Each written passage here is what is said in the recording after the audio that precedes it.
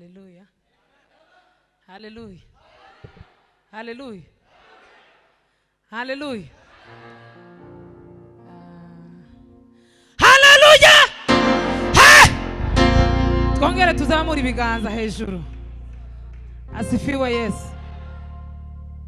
Umugoroba ni mwiza kuko Imana yawe uduhaye. Imana ihabwa icubahiro. Kandi umuntu areba gutya ko ndabona abantu basa neza. Barakeye mu maso. N'abataraca baraza guca. Ku mwanya wawe ugenda itaramuko kiguma gutinda abantu baza bagenda bacangamuka. Abataracangamuka ubu nyine wenda baraza gucangamuka ijambo naryo rigiyeho.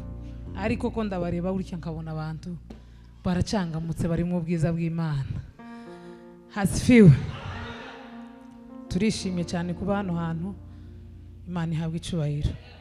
Twarabiteguye ku cyumweru turi kumwe n'umushumba ndetse na timu bari bazanye ku rusengero iwacu, aho abagabo basezeraniye nibo baza bahurira. Iryo jambo aho abagabo basezeraniye niho bahurira. Twarasezeranye tuvugana ko tuhurira hano uyu munsi, none byakunze. Imana rero ihabwa icubahiro. Byari gushoboka ntituzi. Abantu muzamubona bakamushyira kuri afishe, abantu gutya bakicara bamutegereje bakama bavuga ngo ntiyaje. Ntabyo biza bishoboka, ariko Imana yabidushoboje ihabwa icubahiro. Turashimira Imana ku bwa mwese abaje guterana agatatu. Imana ibamugisha. Abashumba bari hano, Pastor Rugondera ari nawe Perezida w'Abayumbe, turamwakiriye cyane. Ejo twarakuvuza ahantu twari turi gutya ahantu mu kanama tukuvugaho neza. Uri umuntu mwiza. Imana iguhe rero kubana natwe. Turetse iby'amasano tugirana by'umubiri, ibi by'igitaramo n'inkabyo bikomeye cyane, kuko hari abantu benshi tuvukana ariko tutaza dukundana. Turakundana nyine kubera ko duhuje amaraso, ariko nyine ibintu by'igitaramo ukabona ntituhuje cyane. Ariko uyu ni umugabo mwiza, tugirana amasano y'umubiri, ariko aha mu gitaramo Imana iguhe umugisha. Kubana nawe hano ni umugisha kuri twebwe. Hallelujah. N'abandi bakozi b'Imana bose twahuriye hano barimo Revera Mutima na Bishop James, Imana ibaha umugisha. Abashumba b'iri torero muradukunda cyane cyane. Claude yaranshatse aranshaka yabuze nimero yanjye, ariho akaza aca ku bantu kugira ngo ambone. Mu by'ukuri duciye bugufi ku bwanyu, muri ababyeyi bacu, kandi urukundo mutwereka ntabwo ruzapfa ubusa. Natwe tuzaguma tubabera abana. Imana ibaha umugisha rero ko dutekereza no kudutumira. Abayumbe b'iri torero, Imana ibaha umugisha. Ku cyumweru twarataramanyiriye iwacu, batubera umugisha cyane. Natwe twaje kugira ngo tubane kandi natwe tubabere umugisha. Imana ibaha umugisha. Ai gitare cy'Imana, reka ngungireho kubw'imbabazi zawe. Kera waramerewe, none ubu nishimo. Umujinya w'Imana, none ubu nishimo. Umujinya w'Imana, amazina amaraso byo mu rubavu rwawe binkiza uburyo bwombiwe n'urubanza rw'ibyaha n'imbaraga mbi zabyo bye kuzatsinda ukundi, n'imbaraga mbi zabyo bye kuzatsinda ukundi. Ntacyo nzanye mu ntoki kibasha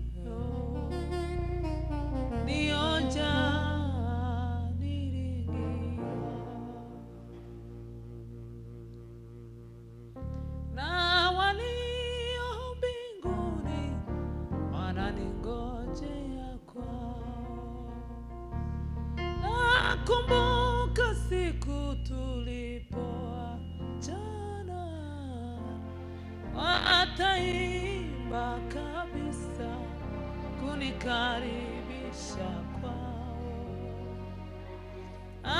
lakini nitamwona Yesu kwanza, nitamutambua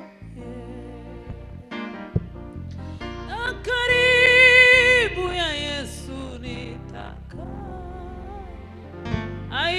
nitamutambua kwa alama za majeraha yake, na walio mbinguni wananingojea kwawe. Nakumbuka siku tulipoachana, wataimba kabisa kunikaribisha kwao, lakini nitamwona Yesu kwanza, nitamutambua na karibu ya Yesu nitakaa, nitamutambua kwa alama za majeraha yake. Uwo musi hazazurwa bapfiriye muri we, ave mu ituro nk'umucunguzi, azahurira mu ijuru n'abazaba bariwe. Ayizaba mpari nanjye sinzaburayo, uwo musi hazazurwa bapfiriye muri we, ave mu ituro nk'umucunguzi, azahurira mu ijuru n'abazaba bariho. Ayizaba mpari nanjye sinzaburayo, ubwo azaza hamagara amazina yawe bose we mu gitabo cy'ubugingo, ziko nzumva izina ryanjye itaba. Yesu databuja nzamukorera ndacogora, witwa umuntu n'urukundo amfitiye, maze imirimo yo mwiza nzamanini rangiza, azampamagara ngeze mu ijuru we. Yesu databuja nzamukorera ndacogora, n'urukundo amfitiye, maze imirimo yo mwiza nzamanini rangiza, azampamagara ngeze mu ijuru. Gasaza we, amazina yawe bose mu gitabo cy'ubugingo, ziko nzumva izina ryanjye itaba. Gasaza hamagara we, amazina yawe bose mu gitabo cy'ubugingo, ziko nzumva izina ryanjye itaba.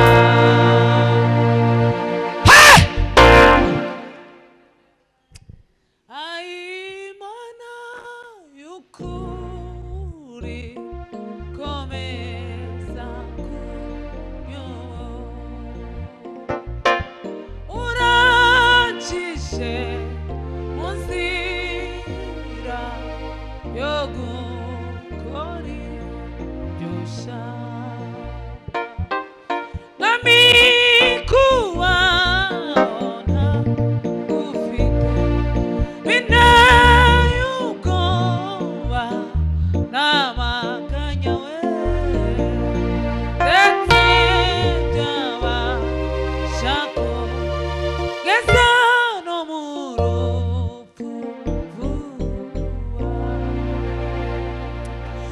ijuru sizabona abaziba by'ukuri nta n'icyo zabura mu ijuru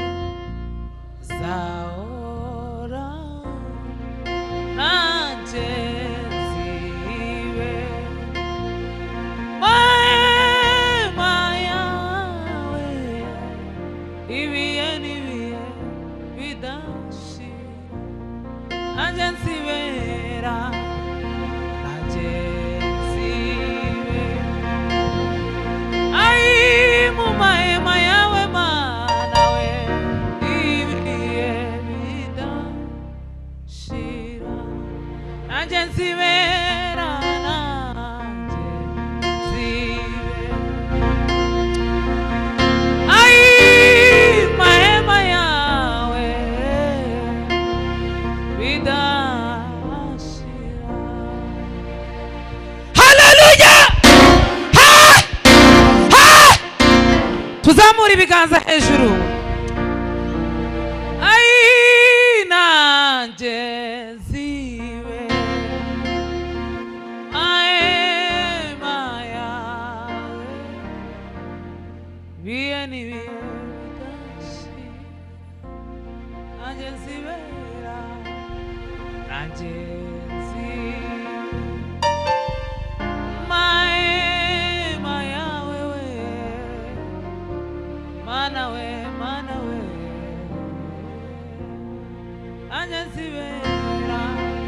Nanjezi ai mu mahema yawe mana we ibihe n'ibihe bidashira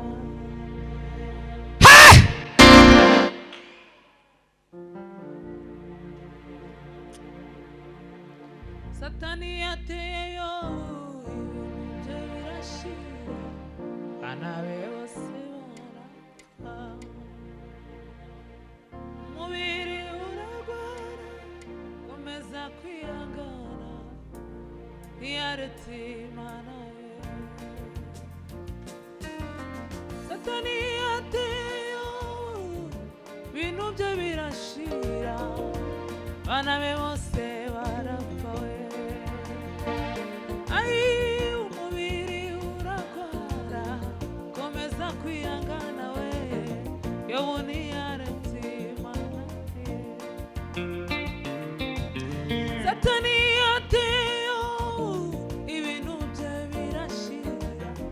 abana be bose barapfaye. Umubiri we umubiri uragwara komeza kwihangana Yobu ntiyaretse natwe nitubona ibyago imitego ya satani we duhungire umwami Yesu. Haleluya kubw'urukundo rwe rwinshi imbabazi aratubwira nta nubwo azadutera. Natwe nitubona ibyago lelelelelelele duhungire umwami Yesu. Ai kubw'urukundo rwe rwinshi imbabazi atugirira natwe nitubona ibyago n'imitego ya satani duhungire umwami Yesu.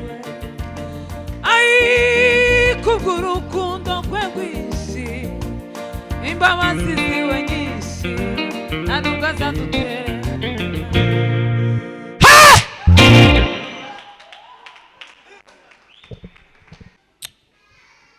Kiswahili vuga ngo kama ana alipanda shilo akiomba mtoto. Niturangiza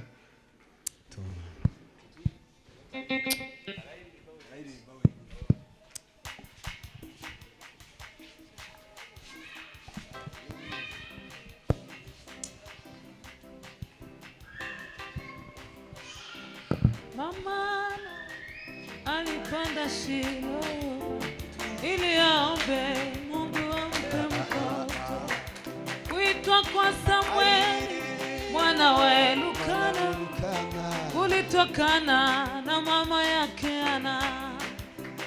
Mama alipanda shilo ili aombe Mungu ampe mtoto. Mama alipanda shilo ili aombe Mungu ampe mtoto.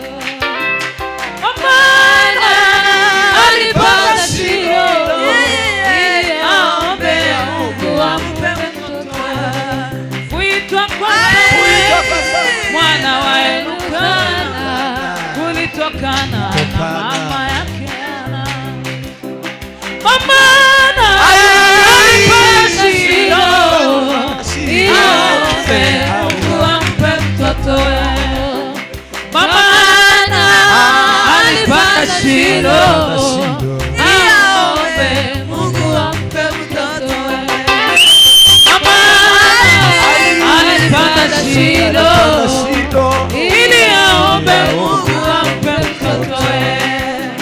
Mama alipanda shilo ili aombe Mungu ampe mtoto. Maombi ya imani, maombi Baba anayajibu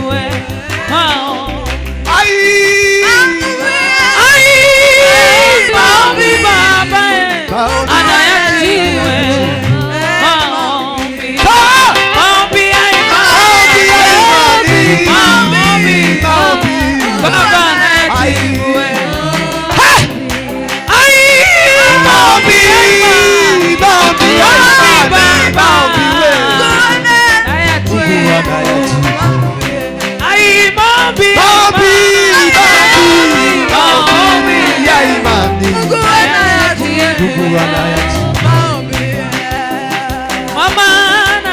alipanda shilo ili aombe Mungu ampe mtoto.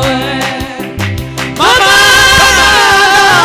alipanda shilo ili aombe Mungu ampe mtoto. Maombi ya imani, maombi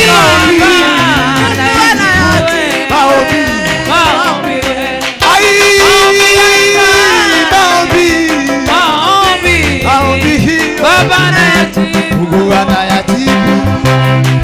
Maombi ya imani, maombi Baba anayajibu.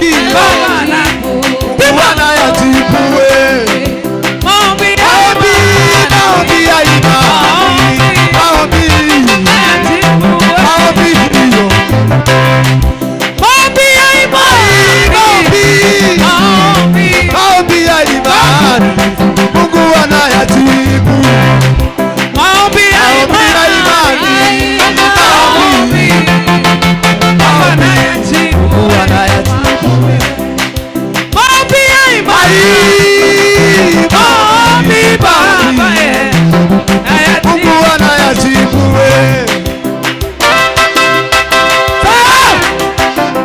Kita esando laga.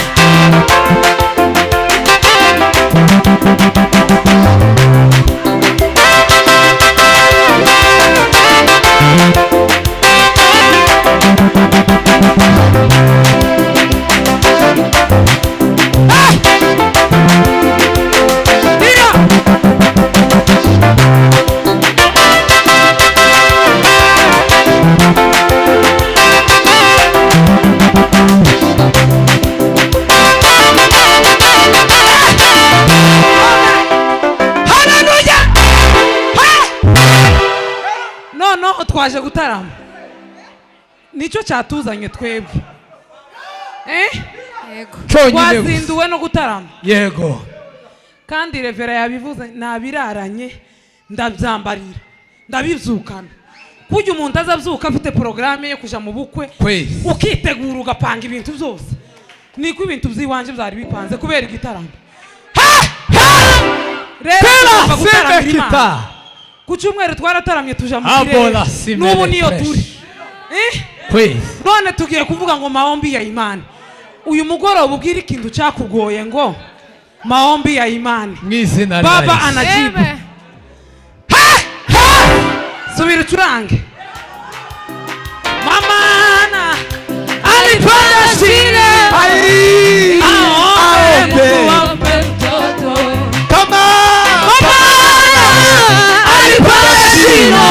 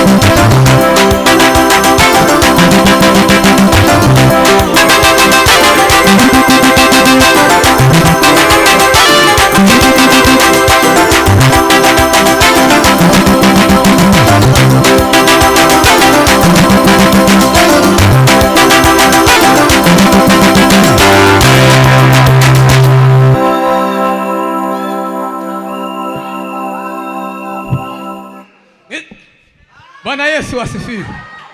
Haleluya.